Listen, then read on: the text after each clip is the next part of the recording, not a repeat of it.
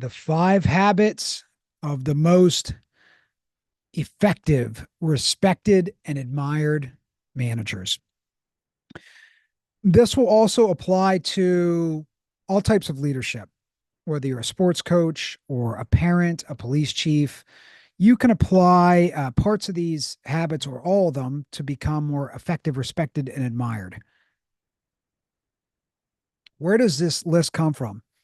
Uh, 20 plus years of leadership experience in the trenches, had the honor and privilege of managing hundreds of incredible people, as well as my study and observation of the most effective, respected, and admired managers. Habit number 1, manage checklists, deadlines, and standards, not people. These 3 things are black and white. They are binary. They are yes or no. They always let people know where they stand. Example, a checklist. We either completed the checklist or we didn't.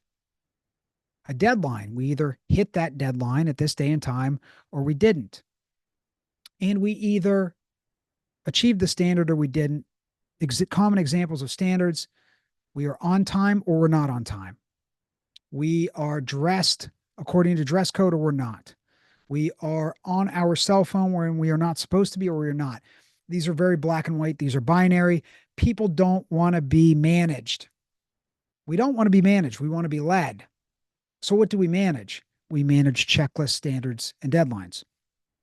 Habit number 2, relentlessly identify and coach up your lowest performing team member in terms of attitude and or performance in a way that inspires them and lets them keep their dignity. Your success and failure as a manager will be based on the number of difficult conversations you have. What does this mean? Your willingness to uphold standards of attitude and or performance. How many difficult conversations you're willing to have will be directly correlated to your success and failure.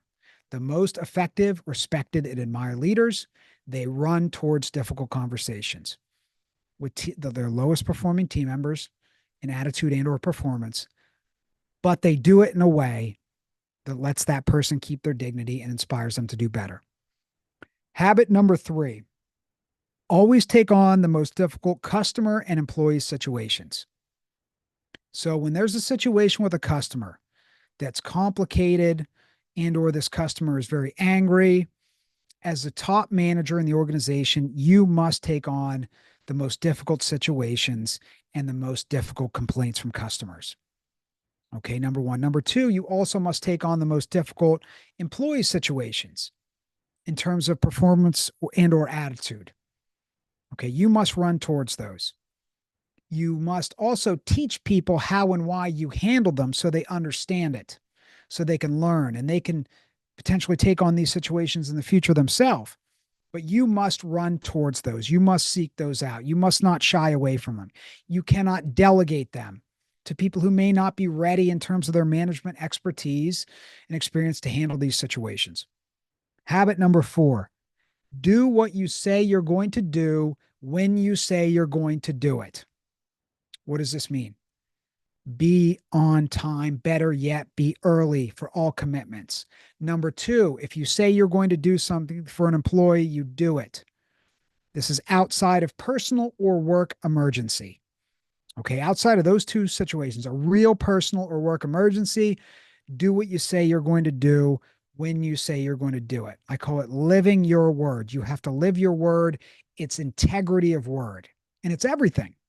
Right? You must be impeccable with your word in terms of doing what you say you're going to do when you say you're going to do it. It separates the best from the rest. Okay, and lastly, number 5, habit number 5, relentlessly give self-esteem and reduce the unnecessary stress of your people. Again, this is an absolute separator from the best of the best leaders from the rest. The best leaders, they give self-esteem to their people. How do they do that? 2 things. They catch them doing things right. And number 2, they tell them they believe in them. Second, they reduce the unnecessary stress of their people. How do they do that? They are expert listeners. They listen to their people and they reduce the unnecessary stress of the work. Could be people related stress. It could be work related stress in terms of the tasks they're completing, but they're always listening and looking to reduce the unnecessary stress of their people. My challenge to you is to take a look at these 5 habits, identify the one you need to improve the most, and focus on it relentlessly in the next 30, 60, 90 days until you dramatically improve in this area. If you found this video useful, I would appreciate if you like it, subscribe to the channel, and share it with at least one person who you know would find this useful and it could benefit them, either personally, professionally, or both. I wish you an elevated life of success, happiness, and positive impact.